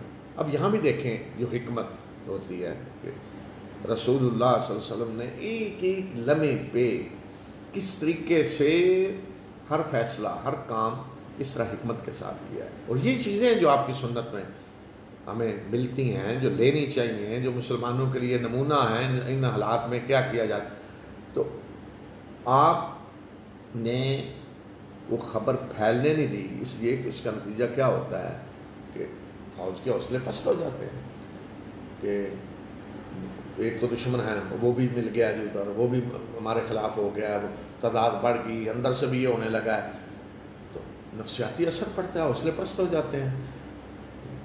تو اسے کہتے ہیں نا ایک نفسیاتی جنگ۔ تو اس کا مطلب کہ سب سے بڑی اہم جو چیز ہوتی ہے وہ یہ ہے کہ آپ اپنی فوج کو نفسیاتی طور پہ مورال ان کا ڈاؤن نہ ہونے دیں، مورال ان کا بلند ہو، ان کو اس طرح کی اطلاعات دیں، اس طرح کے ان کے جذبات ہوں، اس طرح کہ انہیں احساس ہو کہ ہم غالب ہیں اور ہم طاقتور ہیں، دشمن کمزور ہے۔ لیکن اگر اس طرح کی خبریں آ جائیں جو وہ بھی ملا ہوا دشمن سے، وہ بھی ادھر، وہ بھی آ گیا جنگ میں، وہ بھی شریک ہو گیا، تو حوصلے پست ہو جائیں گے نا۔ تو آپ نے فرمایا کہ یہ خبر اگر صحیح ہے تو ایسے طریقے سے دیں کسی کو پتہ نہ چلے۔ تو اس سے آج میڈیا کا کردار بھی آج معلوم ہوتا ہے نا کہ آج ہمارے ہاں آزادی اظہار کے نام پہ یا میڈیا کی آزادی کے نام پہ بعض ایسے میں بہرحال مجرم ہی کہوں گا، ایسے لوگ جو ایسی حرکتیں کرتے ہیں کہ وہ بیٹھ کر ٹی وی پہ اس طرح کے باتیں کر دیتے ہیں، اس طرح کے پروگرام کے جس سے ملک کی سلامتی کو نقصان پہنچ رہا ہوتا ہے، اقتصادی طور پہ ملک کو سخت نقصان پہنچ رہا ہوتا ہے یا پہنچ سکتا ہے، ایسے پروگرام، ایسے افواہیں، ایسی خبریں چلا دیتے ہیں۔ اور یہ کیا جی نام کیا جی، نہیں جی یہ تو آزادی اظہار ہے۔ تو یہ آزادی اظہار نہیں ہے، اس طرح کی بات کہنے کی اجازت کہیں نہیں دی جا سکتی کہ جس سے ملک کی سلامتی خطرے میں پڑے، ملک کو اقتصادی طور پہ، معاشی طور پہ جس سے نقصان ہو رہا ہو، ملک میں امن و امان کا خطرہ پیدا ہو جائے، تو ان چیزوں کی اجازت نہیں دی جا سکتی۔ تو رسول اللہ صلی اللہ علیہ وسلم کی سنت سے یہاں کیا معلوم ہو رہا ہے کہ ایسی چیزوں کو چھپایا جائے گا۔ تو لہذا آج بھی اس طرح کے حالات میں گورنمنٹ پابندی لگا دے گی کہ کوئی ایسی خبر بالکل کسی قسم کی کوئی نشر نہیں کرے گا، چھپایا جائے گا خبروں کو، اور جو کرے گا پھر اس کو سزا ملنی چاہیے۔ تو یہ آزادی نہیں دی جا سکتی، یہ رسول اللہ صلی اللہ علیہ وسلم کی سنت سے یہاں معلوم ہوتا ہے۔ تو لیکن آپ خود بڑے سخت پریشان ہوئے، اتنے پریشان کہ آپ چادر اوڑھ کر لیٹ گئے، سوچ اس پہ فیصلہ کرنے کے لیے اب کیا جائے۔ تو تھوڑی دیر بعد آپ اٹھے اللہ اکبر کہہ کر، اور آپ نے مسلمانوں کو کہا کہ اللہ کی مدد آ گئی ہے، اللہ کی مدد آ گئی ہے۔ اچھا، پھر آپ نے اس لیے پلاننگ شروع کی کہ اب ان حالات میں کیا کیا جائے، پلاننگ شروع کی۔ دیکھیں پلاننگ کیا یہ ہوتی ہے، حکمت سے کام لینا، مصلحت سے کام لینا، ایک ہوتا ہے جذبات، لیکن یہاں آپ دیکھیں کہ رسول اللہ صلی اللہ علیہ وسلم نے ان حالات میں کیا کس طرح کی پلاننگ کی جاتی ہے۔ سب سے طاقتور جو قبائل تھے نا دشمنوں کے اندر، متعدد تھا، قریش، بنو غطفان، یہودی، دیگر قبائل۔ تو سب سے زیادہ طاقتور جو قبائل تھے وہ تھے بنو غطفان، اور آپ کی اصل دشمنی تو قریش سے تھی زیادہ۔ تو ان کو تو بھڑکا کے لے آئے بنو غطفان کو، اور پیچھے یہودی تھے جو اصل دشمن کو کر رہے تھے. تو اس لیے آپ نے اس موقع پہ فیصلہ یہ کیا کہ دشمن کو توڑا جائے، اس موقع پہ ان کے اتحاد کو ختم کیا جائے کسی بھی طرح. اتحاد اس دفعہ ایک دفعہ ختم ہو، انہیں اکٹھا نہ رہنے دیں. تو اس مقصد کے لیے آپ نے بنو غطفان کے سرداروں کو بلایا، عیینہ بن حسن اور حارث، ان سرداروں کو بلایا، اور بلا کر، اور یہ مذاکرات جو ہوتے ہیں نا، جسے کہتے ہیں نا جی خفیہ بات چیت ہو رہی ہوتی ہے، عام لوگوں کو نہیں پتہ ہوتا یہ. تو آپ نے گویا کہ ان سے رابطہ کیا خفیہ، اور ان کے کو پیشکش کی کہ مدینہ کی 1/3 پیداوار ہم ہر سال تمہیں دیا کریں گے، تو تم اس وقت اس اتحاد کو چھوڑ کر چلے جاؤ. مدینہ کی جتنی پیداوار ہے جی، اور مدینہ کی سب سے بڑی پیداوار کھجوریں تھیں، غلہ، جو کچھ بھی ہے، جتنی پیداوار ہے، یعنی جیسے آج ملکی پیداوار کا اتنا فیصد، تو جتنی پیداوار ہے مدینہ کی اس کا 1/3 تمہیں دیا کریں گے ہر سال، اور چھوڑ کر چلے جاؤ. تو وہ تیار ہو گئے. یہ ہوتی جسے کہتے ہیں نا آؤٹ ڈور ڈپلومیسی، بات چیت چپکے سے ہو رہی ہوتی ہے. اور پھر جب وہ پتہ چلا کہ راضی ہیں، تو پھر آپ نے انصار کے سرداروں کو بلایا اور ان سے مشورہ کیا. پہلے تو یہ پتہ کرنا تھا نا کہ وہ راضی ہیں یا نہیں، تو وہ خفیہ طریقے سے ہوتا ہے. جب پتہ چل گیا تو پھر آپ نے انصار کے سرداروں کو بلایا اور ان سے مشورہ کیا. اب یہاں انصار کے سرداروں کو کیوں بلایا؟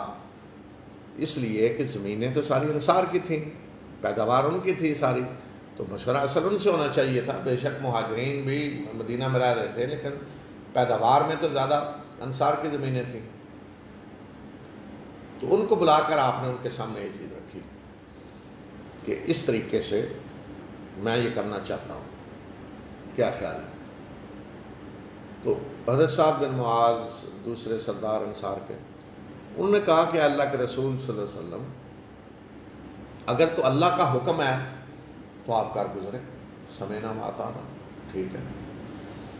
اور اگر آپ ایک اپنی جنگی چال کے طور پہ یہ کر رہے ہیں تو پھر ہماری رائے یہ ہے کہ یہ نہ کیا جائے. اور انہوں نے کہا کہ دیکھیں، جاہلیت میں بھی کسی کی جرت نہیں تھی کہ وہ ہم سے زبردستی تلوار کے زور پہ وہ ایک کھجور بھی لے سکے، طاقت کے زور سے ہم سے کوئی ایک کھجور بھی لے سکے، کسی کی ضرورت نہیں تھی جب ہم مشرک تھے. تو اب تو اللہ نے ہمیں اسلام کی نعمت دی ہے، تو اب کیوں ہم ان سے ڈریں کہ 1/3 پیداوار دیں انہیں؟ تو رسول اللہ صلی اللہ علیہ وسلم نے فرمایا کہ میں نے تو جو یہ پلاننگ کی ہے اور جو سوچا ہے، یہ آپ کو بچانے کے لیے سوچا ہے کہ اس وقت جس طرح کی مصیبت میں ہم گر گئے ہیں، تو ایک دفعہ دشمن کے اس اتحاد کو توڑا جائے. تو تمہارے لیے میں نے تو یہ سوچا کہ تم یہ نہ کہو کہ ساری دنیا چڑھ آئی ہمارے خلاف اور اس طرح. تو انصار کے سرداروں نے کہا کہ نہیں، اللہ کے رسول صلی اللہ علیہ وسلم آپ اس کو نہ کریں، ہم تیار ہیں لڑنے کے لیے، سب کچھ کرنے کے لیے، ہر قسم کے حالات سے گزرنے کے لیے، تو ہمارے لیے نہ کریں. تو پھر آپ نے یہ فیصلہ نہیں کیا، حالانکہ بات چیت ہو چکی تھی. تو اس میں یہ ہوتا ہے کہ اس طرح کے جو ہوتے ہیں مذاکرات خفیہ ہو رہے ہوتے ہیں یا بعض چیزیں، تو جب کوئی دوسرا فریق کو پیشکش کرتا ہے یا تیار ہو جاتا ہے تو پھر کسی سے مشورہ کیا جاتا ہے آگے. تو ابھی ان سے کوئی معاہدہ نہیں آپ نے کو کر لیا تھا، بات چیت ہوئی تھی، اس کے لیے وہ تیار ہیں، اگر آگے بات بڑھتی تو باقاعدہ معاہدہ ہوتا. تو یہ جو وقت تھا کہ اندر سے بنو قریظہ بھی مل گئے ہیں،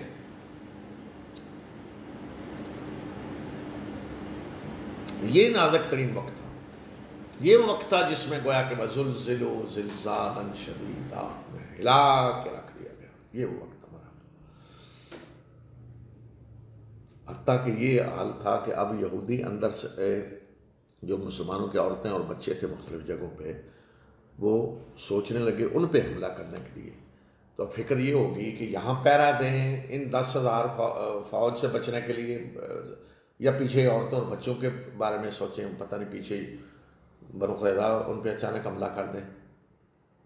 تو یہ کیفیت جب تھی تو زلزلوا زلزالا شدیدا. عورتوں اور بچوں کے پاس کوئی بوڑھے لوگ تھے، تو اسی طرح کے ایک قلعے میں عورتوں اور بچوں کے ساتھ تھے حضرت حسان بن ثابت رضی اللہ تعالیٰ عنہ، شاعر رسول صلی اللہ علیہ وسلم. تو بڑی عمر تھی، جیسے بھی شاعر تھے، شاعر جنگ کرنے والے کا مزاج شاعروں کا نہیں ہوتا، تو انہیں وہاں رکھا گیا عورتوں اور بچوں کے ساتھ. تو ایک یہودی ادھر سے آ کے جاسوسی کر رہا تھا کہ یہاں کون ہے، تاکہ وہ حملہ کر سکیں. تو حضرت صفیہ رضی اللہ تعالیٰ عنہ، نبی صلی اللہ علیہ وسلم کی پھوپھی بھی وہاں تھیں. انہوں نے جب دیکھا یہودی، انہوں نے کہا یہ اگر یہاں سے معلومات لے کے گیا کہ مرد کوئی نہیں ہے، محافظ نہیں ہے، عورتیں بچے، تو یہ تو جا کے یہودیوں کو بلا لائے گا، حملہ کر دیں گے وہ. تو انہوں نے حضرت حسان سے کہا کہ اس کو قتل کر دیں، یہودی کو قتل کر دیں. تو انہوں نے کہا نہیں، مجھ سے نہیں یہ کام ہوتا. تو حضرت صفیہ نے خود آگے بڑھ کے اس کو قتل کر دیا. قتل کرنے کے بعد حضرت حسان سے کہا کہ اس کا سر کاٹ کے لائیں تاکہ ہم باہر پھینکیں تو باہر پتہ چل جائے انہیں جو کہ اندر مرد ہیں، محافظ ہیں، جنہوں نے فوراً اس آدمی کے خلاف کارروائی کی ہے جو ادھر اندر آ گیا تھا. تو حضرت حسان نے کہا نہیں، مجھ سے نہیں سر کاٹا جاتا. حضرت صفیہ نے کہا میں کاٹ رہا ہوں، میں عورت ہوں، میں اس کو اس طرح نہیں چاہتی ہاتھ لگانا. تو حضرت حسان نے کہا نہیں، میرا کام نہیں، مجھ سے نہیں ہوتا سر کاٹنا. تو وہ صفیہ نے خود ہی سر کاٹ کے پھینکا، یہودی ڈر گئے. تو یہاں دیکھیں نا کہ ہر شخص کی کچھ صلاحیتیں ہوتی ہیں، ہر ایک کا اپنا ایک میدان ہوتا ہے، جس میدان کا وہ شہ سوار ہوتا ہے اس سے وہی کام لیا جاتا ہے. اب کوئی کہے جی دیکھیں جی ایک طرف وہ صحابہ ہیں، حضرت خالد بن ولید رضی اللہ تعالیٰ عنہ، بعد میں خیر آئے وہ تو، یا مثلا اس وقت حضرت علی ہیں، دوسرے حضرت ابو دجانہ ہیں، یا دیگر مسلمان ایسے مجاہدین عظیم جن کے کارنامے. تو دوسری طرف جی دیکھیں حضرت حسان کیا ہیں، ایک مار نہیں سکے ایک مرد کو، اور مرے ہوا کے سر بھی نہیں کاٹ سکے. ایک طرف یہ تو اب جی عظمت فلاں کی، اس نے فلاں کو قتل کیا، جی حضرت علی نے عمر بن عبد ود کو قتل کیا. ظاہر ہے اتنا بڑا شہسوار، اس کو آگے بڑھ کے حضرت علی نے قتل کر دیا، جس کے مقابلے پہ کوئی سوچتا نہیں تھا، آنے کا عظیم کارنامہ. لیکن دوسری طرف آپ دیکھیں کہ یہی حسان بن ثابت رضی اللہ تعالیٰ عنہ کہ انہیں وہ خصوصیت حاصل ہے جو کسی صحابی کو نہیں ہے، کسی کو نہیں ہے، کہ رسول اللہ صلی اللہ علیہ وسلم اپنی موجودگی میں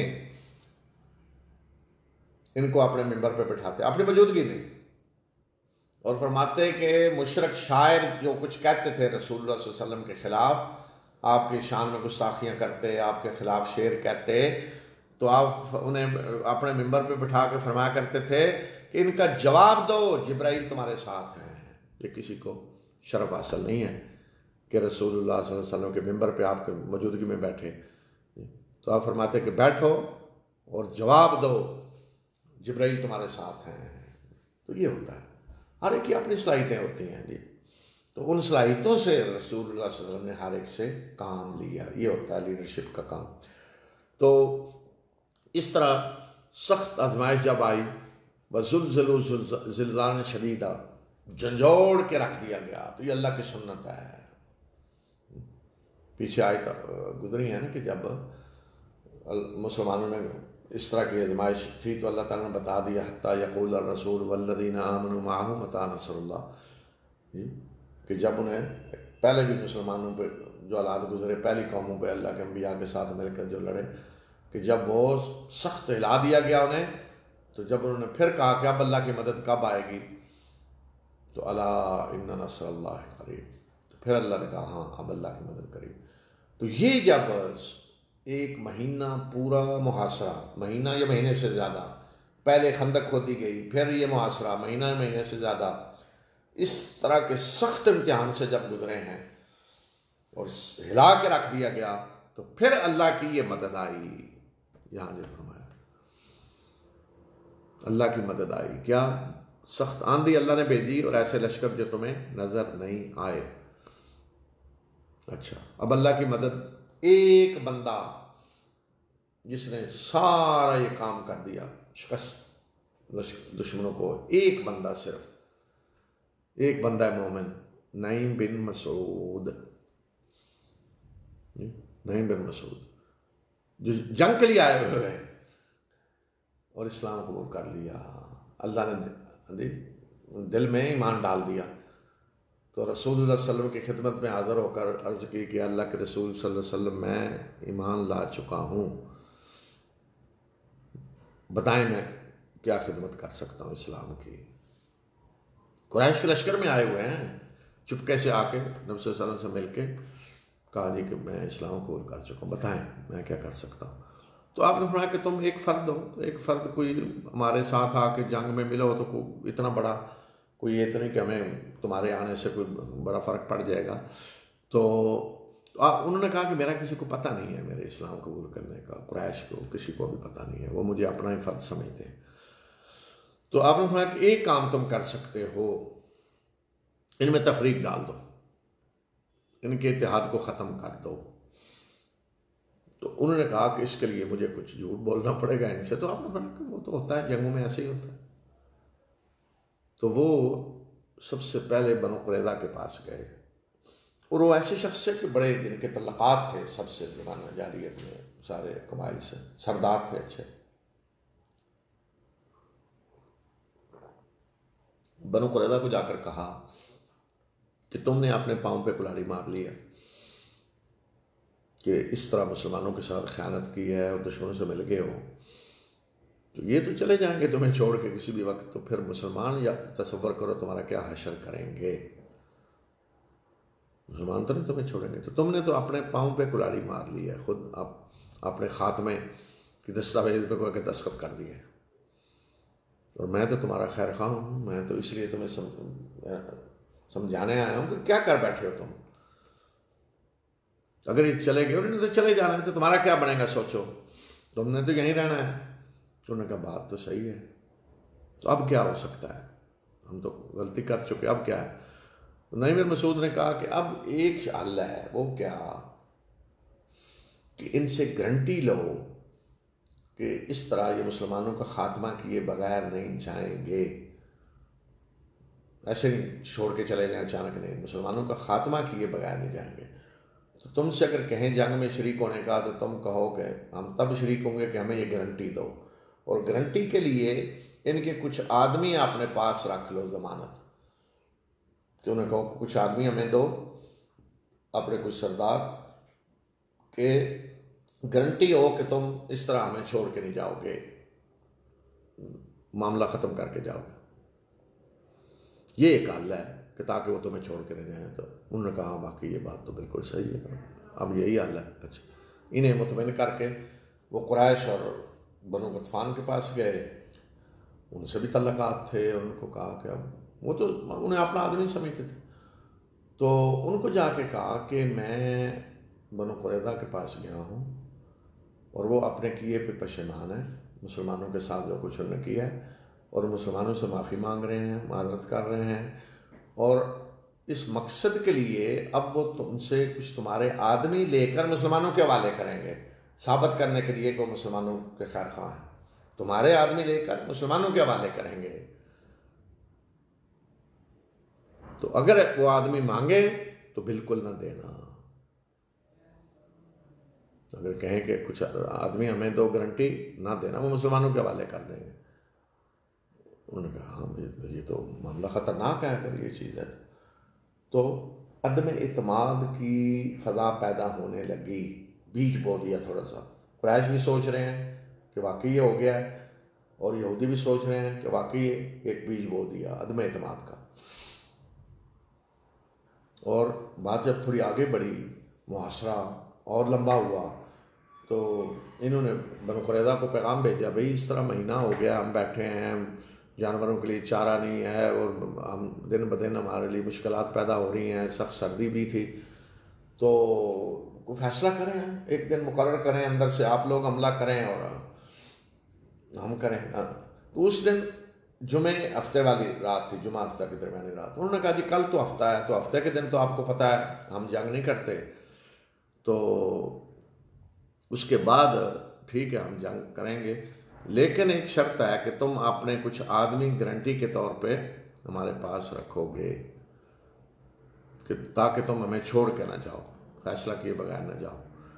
یہ جب انہوں نے پیغام بھیجا تو قریش اور بنو غطفان کے سرداروں نے کہا جی ہاں نہیں، بن مسعود نے صحیح کہا ہے، یہ تو واقعی وہ خبر صحیح ہے، یہ ملے ہوئے ہیں مسلمانوں سے اندر سے اور اپنی معافی مانگ رہے ہیں۔ تو وہ جو بیج بوئے گئے تھے نا عدم اعتماد کا، وہ اور زیادہ بڑھ گیا، وہ گویا کہ اب درخت بن گیا ایک۔ اور انہوں نے جواب بھیجا جی نہیں، ہم کوئی گارنٹی وارنٹی نہیں دیں گے، کوئی آدمی اپنے نہیں تمہیں دیں گے، ایسے حصہ لینا ہے جنگ میں حملہ کرنا ہے تو مل کے کرو، نہیں تو تمہاری مرضی۔ یہ پیغام جب ادھر گیا تو انہوں نے بھی کہا جی نہیں، بن مسعود صحیح کہہ رہا ہے جو کچھ اس نے کہا ہے، کہ یہ تو واقعی ہمیں چھوڑ کے چلے جائیں گے۔ تو اعتماد ختم ہو گیا، اتحاد پارا پارا ہو گیا کہ اب بنو قریظہ کو ان پہ اعتماد نہیں ہے، ان کو بنو قریظہ پہ اعتماد نہیں ہے۔ یہ تھا لشکر، ایک آدمی جس نے وہ کام کر دیا جو لشکر بڑے بڑے نہیں کر سکتے۔ تو اس لیے جنگوں میں جو چیزیں ہوتی ہیں نا، وہ ایک تو انٹیلیجنس کا سب سے بڑا کام ہوتا ہے، جنگ سے پہلے ہی دشمن کا مقابلہ کیا جاتا ہے، باخبر رہ کر تیاری ہوتی ہے سارے، اور پھر جنگ کے دوران بھی ایسی چیزیں کہ دشمن کے حوصلے پست کیے جائیں، اگر کوئی متحد ہیں تو ان کو متفرق کیا جائے۔ تو یہ تھا لشکر، نعیم بن مسعود ایک شخص۔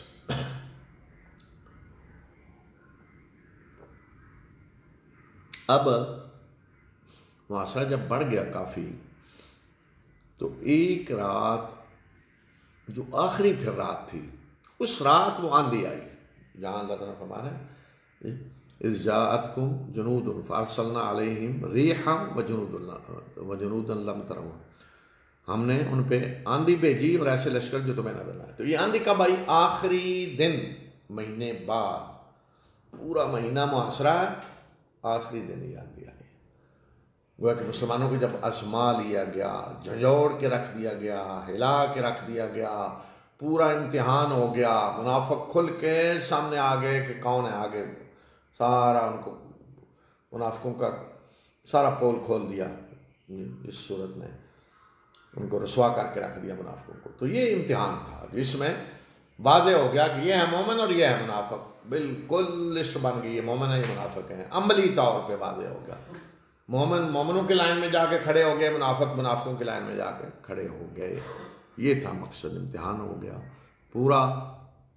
اور آخری رات آندھی آئی۔ اب دیکھیں خندق، ادھر آگے دشمن ہے اور پیچھے مسلمان ہے خندق کے دوسری طرف۔ تو سخت آندھی، سردی ویسے تو سخت راتیں اور پھر آندھی، اتنی تیز آندھی کہ جو نا وہ خیمے بھی اکھاڑ دینے والی، اور جس میں اونٹ بتک جاتے ہیں، بھاگتے ہیں، کرتے ہیں۔ تو اس رات رسول اللہ صلی اللہ علیہ وسلم چاہتے تھے کہ دشمن کی خبر ملے کہ وہ کیا پلاننگ کر رہے ہیں۔ تو یہاں اللہ تعالیٰ نے فرشتہ بھیجا۔ یہ بھی تو ہو سکتا تھا نا کہ اتنی سخت آندھی اور سخت سردی، سردیوں میں جب ہوا چلتی ہے تو جوڑوں میں گھس جاتی ہے آدمی کی جو اشر ہوتا ہے، اور پھر عام صحراؤں میں بھی اس طرح کے علاقوں میں، اور مدینہ منورہ تو ویسے ہی سردی سخت ہوتی ہے باقی سعودیہ کے مقابلے میں۔ تو اللہ تعالیٰ نے اس وقت بھی یہ نہیں کہا کہ فرشتہ بھیجتے ہیں جو آپ کو اطلاع دے دیتا ہے، یا اللہ کے رسول صلی اللہ علیہ وسلم آپ کو انتظام کر دیتے ہیں کہ آپ ان کی گفتگو سن لیں، جو کچھ یہ کر رہے ہیں آپ کو سنا دیتے ہیں، آپ سن لیں، یہاں بیٹھے سنیں کہ ابو سفیان کیا کہہ رہا ہے، یا سردار سارے ان کے مشورہ کیا کر رہے ہیں، سنا دیتے ہیں۔ سنا ہے نہیں، آپ کو دکھا دیتے ہیں لائیو، دیکھیں بھی سنیں بھی کہ یہ کیا کر رہے ہیں، دکھلایا نہیں۔ نبی صلی اللہ علیہ وسلم کو کیا دیا گیا کہ یہ انتظام آپ نے خود کرنا ہے، اس وقت کیا کریں، خبر خود لانی ہے۔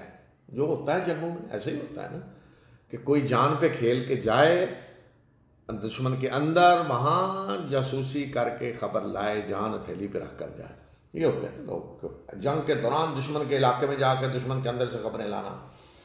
تو یہاں بھی اللہ تعالیٰ نے کوئی رعایت نہیں کی کہ اتنی سخت سردی کی رات، مہینہ ہو گیا مسلمان یہاں کھڑے ہیں، فقر و فاقہ کی حالت ہے، بھوکے ہیں سردی میں، تو چلو آج ہم اطلاع دے دیتے ہیں آپ کو کہ وہ کیا ہو رہا ہے.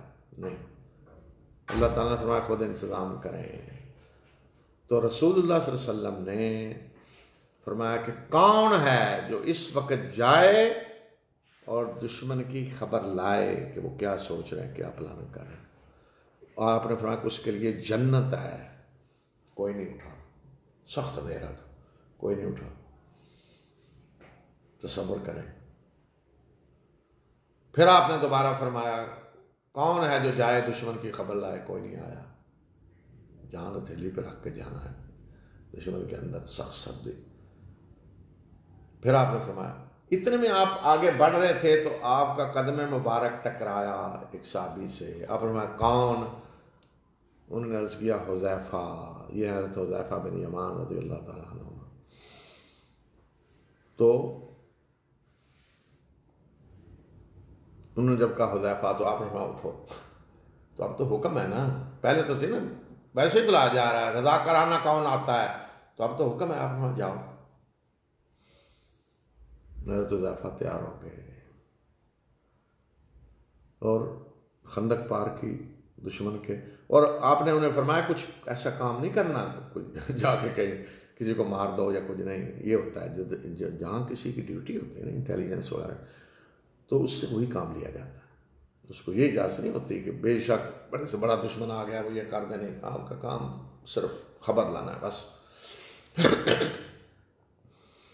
تو وہ خندق پار کر کے تو گئے دشمن کے علاقے.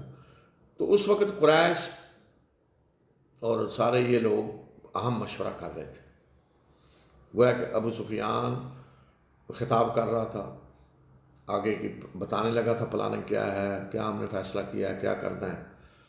تو ابو سفیان نے کہا کہ دیکھ لیں کوئی ارد گرد آدمی تو نہیں اور اپنے ہی میں ہے نا. تو حضرت حذیفہ نے جلدی سے ساتھ والے سے پوچھا تم کون ہو، ورنہ وہ ان سے پوچھ لیتا. تو انہوں نے اس سے پوچھ لیا. تو آپ نے کہا یہ تو پکا آدمی جو مجھ سے پوچھ رہا ہے تم کون ہو. تو بہرحال ابو سفیان اپنی وہ پالیسی بیان دے رہا تھا کہ اتنا عرصہ ہو گیا ہے اور یہ کوئی نتیجہ نہیں نکلا. اور بنو قریظہ کا بھی بتایا کہ انہوں نے بھی وہ ساتھ دینے کے لیے تیار نہیں ہے. تو اب جس طرح کی حالت ہے اب اس میں ہم زیادہ دیر اس طرح نہیں ٹھہر سکتے، مسائل سارے کیے. اور تو لہذا اس نے کہا جی کہ بس میں تو جا رہا ہوں. اور وہ اپنا اونٹ اس نے اونٹ پہ بیٹھا تو میں تو جا رہا ہوں.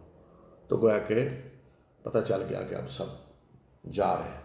تو حضرت حذیفہ آئے، رسول اللہ صلی اللہ علیہ وسلم کو آ کر پوری خبر دی کہ یہ پلاننگ ابھی ہے.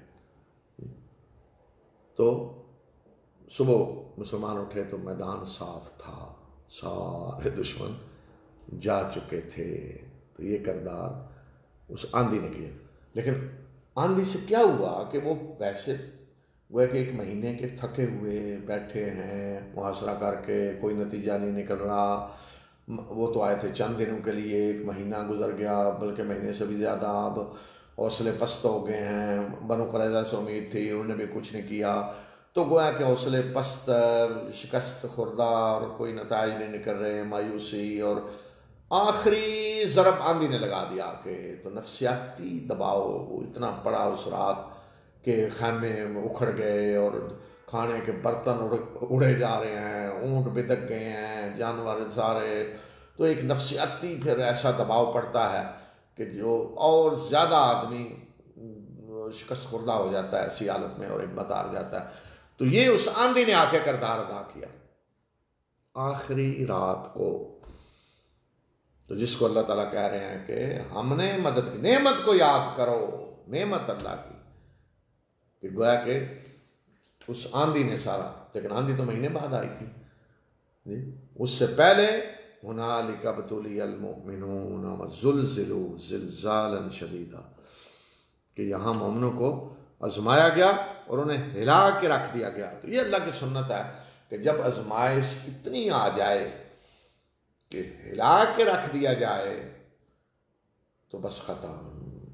یہ جب ہوتا ہے آزمائش اتنی کہ ہلا کے رکھ دیا گیا انہیں، سخت ترین زلزلہ گویا کہ، تو پھر اللہ کی سنت یہ ہے کہ پھر کہہ دیا جاتا ہے کہ الا ان نصر اللہ قریب، سن لو کہ اب اللہ کی مدد قریب ہے۔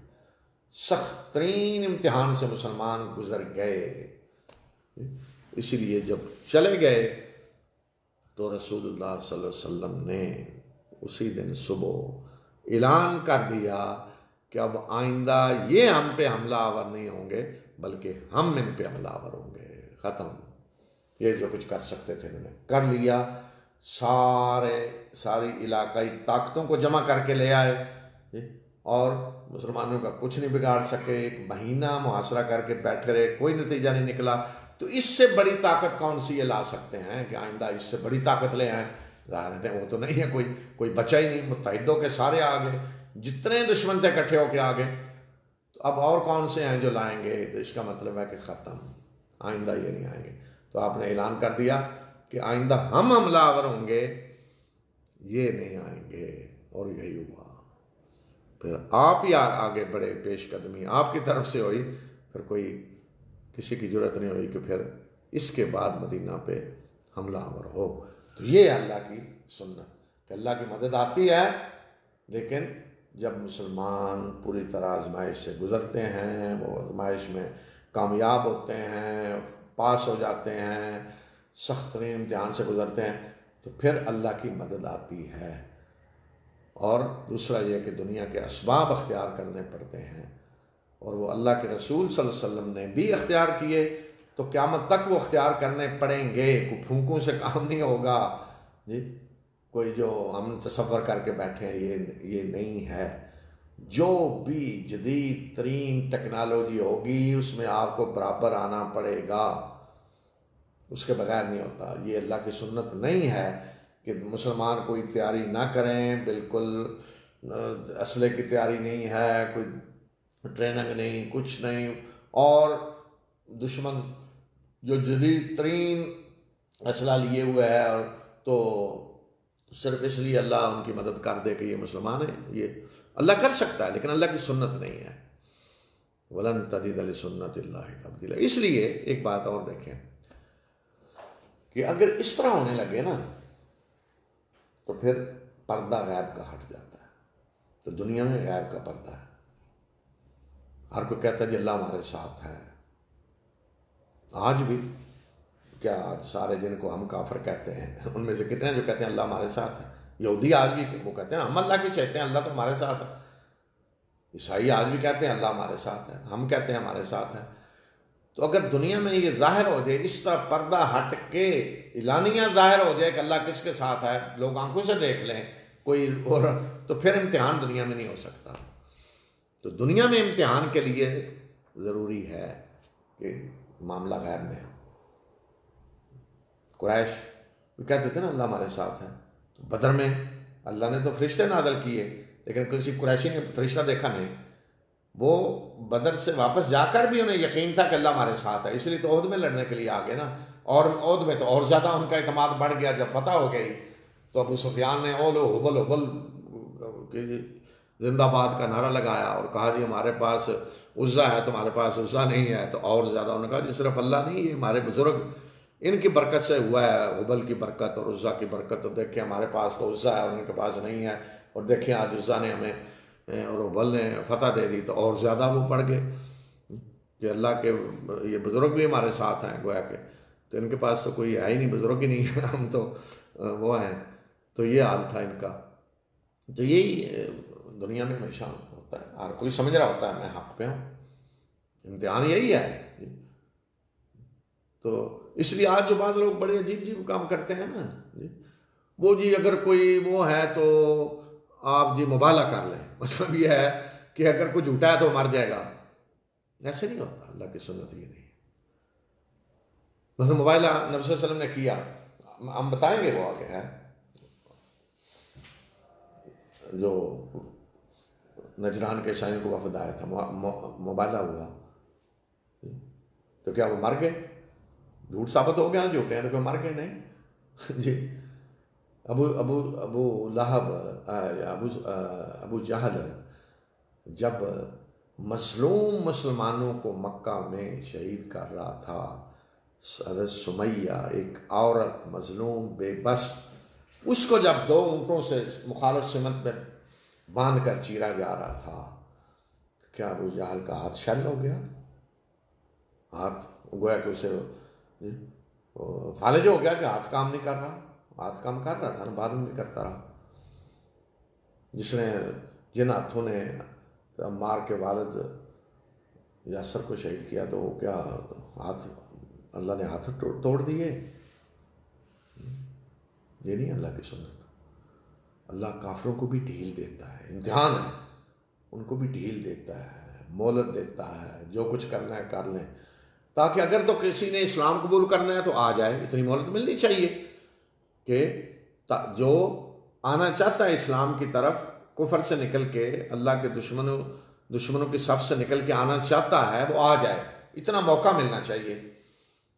مثلا اگر مکہ میں ابتدا ہی میں جو مسلمانوں پہ ظلم کر رہے تھے ان کو اللہ مار دیتا ختم جی، تو کیا حضرت عمر ان میں نہیں تھے؟ انہی میں تھے نا. حضرت عمر مسلمانوں کو ستانے والوں میں سب سے آگے تھے، حتیٰ کہ اللہ کے رسول صلی اللہ علیہ وسلم کو قتل کرنے کے لیے تلوار لے کے آ گئے ہیں. تو اگر اتنی جلدی اللہ فیصلہ کرے تو جو آنا چاہتے ہیں یا اس قابل ہیں کہ آئیں، غور و فکر کر کے حق کو پہچان لیں، تو ان کو بھی تو موقع نہیں ملتا نا. تو اس لیے اللہ تعالیٰ ڈھیل دیتا ہے کافروں کو بھی. جو کچھ وہ مسلمانوں کے خلاف کر رہے ہیں، لڑ رہے ہیں، سازشیں کر رہے ہیں، مال کے ذریعے اور طریقوں جنگیں لڑ رہے ہیں، ان کو بھی مہلت دی جاتی ہے پوری، تاکہ اگر کوئی اپنا رویہ بدلنا چاہتا ہے، توبہ کرنا چاہتا ہے، تو پورا موقع ہو اس کے پاس. اور اگر نہیں تو پھر اس کے پاس کوئی عذر نہ ہو کہ اتنی مہلت اسے دی جا چکی ہو کہ کوئی عذر نہ ہو. یہ ہے سنت اللہ تعالیٰ کی. تو اس لیے کافروں کو بھی موقع دیا جاتا ہے.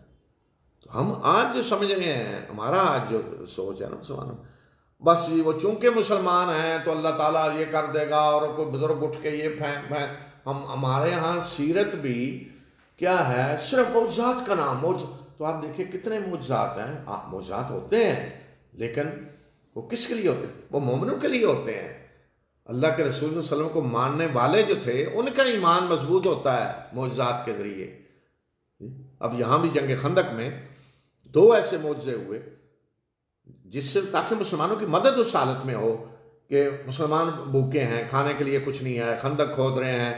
تو حضرت جابر بن عبداللہ رضی اللہ تعالیٰ عنہ کہتے ہیں کہ میں نے گھر جا کے بیوی سے کہا کہ نبی صلی اللہ علیہ وسلم کی حالت جو ہے کہ بھوک، تو بیوی نے کہا چلیں یہ بکری ہے، اس کو ذبح کریں اور کچھ روٹیاں بناتے ہیں، تو اللہ کے رسول صلی اللہ علیہ وسلم کو دعوت دیں کہ اپنے چند صحابہ کو لے کے آ جائیں. تو انہوں نے جا کے کہا، تو اللہ کے رسول صلی اللہ علیہ وسلم سارے جو خندق میں لگے ہوئے تھے خود سب کو آپ نے بلا لیا. بیوی ڈر گئی. تو بیوی نے پوچھا کہ یہ کہا تھا نا کہ چند لوگوں کو لائیں. انہوں نے کہا میں نے تو کہا تھا، اس کے باوجود رسول اللہ صلی اللہ علیہ وسلم سب کو لے آئے. تو انہوں نے کہا پھر مطمئن رہے جی. تو وہی آٹا جو روٹیاں بن رہی تھیں اور وہی گوشت، وہ سارے اہل خندق کھا رہے ہیں. اللہ تعالیٰ نے اتنی برکت دے دی، بڑھا دیا. ایک اور مسلمان خاتون کو کھجوریں لے آئیں، اپنے بھائی خندق میں لگے ہوئے تھے کھودنے، ماموں، ان کے لیے تھوڑی سی کھجوریں لے آئیں. تو گزر رہی تھی، تو نبی صلی اللہ علیہ وسلم نے پوچھا کیا کھجوریں؟ آپ نے کہا کہ یہاں رکھو. انہوں نے رکھی ایک اس پہ چٹائی پہ. تو نبی صلی اللہ علیہ وسلم نے سب کو بلایا، سارے اہل خندق. وہ کھجوریں اس طرح برکت ہوئی بڑی کہ سب نے کھا لی. یہ معجزات ہی ہیں نا. لیکن یہ معجزات کس کے لیے تھے؟ مومنوں کے لیے. مومنوں کا ایمان اس سے مضبوط ہوتا ہے. کافر ایسے معجزات دیکھ کے کیا کہیں گے؟ انہوں نے کہا جادو ہے جی. دیکھیں نا حضرت موسیٰ کے کتنے بڑے بڑے معجزات دیکھے فرعون اور سب نے، تو کیا کہا؟ جادو ہے. بڑے سے بڑا معجزہ جادو ہے، بڑے سے بڑا معجزہ جادو ہے. تو کافر تو یہی کہہ دیں گے اگر ہو بھی تو. تو اس لیے اللہ تعالیٰ کی سنت یہ ہے کہ اللہ کے رسول جو اسباب ہوتے ہیں دنیا میں وہ اختیار کرتے ہیں سارے. تو اللہ کے رسول صلی اللہ علیہ وسلم نے بھی اسباب سارے اختیار کیے. ہجرت کے بعد سے میں ایک ایک چیز اس لیے بتا رہا ہوں کہ مکمل سارا کچھ، ساری جو جدوجہد ہے وہ اسباب کے ساتھ ہوئی ہے. دنیا میں جو اسباب ہیں ان کے ساتھ ہوئی ہے. کہیں فرشتے نے آ کے نہیں کوئی کیا کہ آپ نے بیٹھے ہم کر لیں گے جا کے، اور معلومات فرشتے دے رہے ہیں اور ساری چیزیں فرشتے بتا رہے ہیں. حالانکہ ہو سکتا تھا نا، کم از کم یہ ہو جاتا، لیکن یہ نہیں ہوا. آپ کو کہا گیا جی اپنا نظام خود بنائیں، انٹیلیجنس کا نظام، جاسوسی کا نظام، جس کے ذریعے آپ کو اطلاعات ملے، تاکہ امت کے لیے یہ نمونہ ہو، سبق ہو قیامت تک کے لیے، کہ اللہ کے دین کی جو مدد آپ نے کرنی ہے تو وہ سارا کچھ وہاں اسباب کے ذریعے ہوگا. تمہارا امتحان لیا جائے گا، اس میں آزمائش سے تمہیں گزارا جائے گا کہ تم اللہ کے دین کی سربلندی کے لیے کیا کرتے ہو. یہ ہے اللہ کی سنت. تو اس میں منافقوں کا جو کردار تھا وہ بڑا کھل کے سامنے آ گیا، اور منافق جو سوچ رہے تھے سارا کچھ وہ بھی واضح ہو گیا، اور اللہ تعالیٰ نے پردہ چاک کر دیا ان کا. تو یہ آیات انشاءاللہ کل پڑھیں گے، جس میں دونوں گروہوں کو، مومنوں اور منافقوں کو، اللہ تعالیٰ نے بالکل ایسے کھڑا کیا کہ یہ دیکھو، یہ مومن یہ کر رہے تھے، منافق یہ کر رہے تھے، مومن یہ سوچ رہے تھے، منافق یہ سوچ رہے تھے. یہ آیات انشاءاللہ کل پڑھیں گے. وآخر دعوانا الحمدللہ رب العالمین.